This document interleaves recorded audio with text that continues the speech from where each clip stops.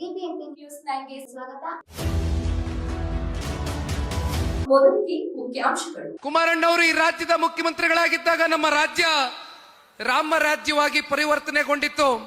ಮತ್ತೊಮ್ಮೆ ಆ ಪುಣ್ಯಾತ್ಮ ರಾಜ್ಯಕ್ಕೆ ಬರಬೇಕು ಅಂತಕ್ಕಂಥದ್ದು ಇದು ನಿಖಿಲ್ ಕುಮಾರಸ್ವಾಮಿಯ ಭಾವನೆ ಅಲ್ಲ, ಇದು ರಾಜ್ಯದ 7.5 ಕೋಟಿ ಕನ್ನಡಿಗರ ಭಾವನೆ.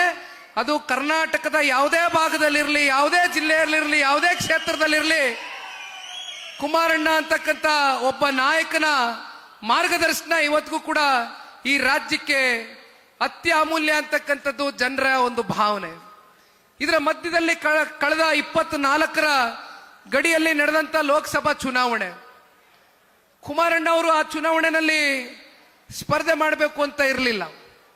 ನಿಜ ಹೇಳಬೇಕು ಅಂತಕ್ಕಂಥದ್ದಾದ್ರೆ ಜಿಲ್ಲೆಯ ನಾಯಕರು ವೇದಿಕೆ ಮೇಲೆ ಕೂತಿದ್ದಾರೆ, ಕಾರ್ಯಕರ್ತರಿಗೆ ಗೊತ್ತಿದೆ, ಮುಖಂಡರಿಗೆ ಗೊತ್ತಿದೆ. ಅಂಬೇಡ್ಕರ್ ಭವನದಲ್ಲಿ ಕಳೆದ ಲೋಕಸಭಾ ಚುನಾವಣೆ ಸಂದರ್ಭದಲ್ಲಿ ತಾವೆಲ್ಲರೂ ಕೂಡ ನಮ್ಮನ್ನ ಬರ್ಮಾಡ್ಕೊಂಡು ನಿಖಿಲ್ ಕುಮಾರಸ್ವಾಮಿ ನಿನಗೆ ಅನ್ಯಾಯ ಆಗಿದೆ ಕಣಯ್ಯ, ಜನ ನಿನಗೆ ಆದಂತ 19ರ ಸೋಲೇನಿದೆ, ನಿನ್ನ ಮೂಲಕವೇ ಉತ್ತರ ಕೊಡ್ತಕ್ಕಂಥದಕ್ಕೆ ಜಿಲ್ಲೆಯ ಜನತೆ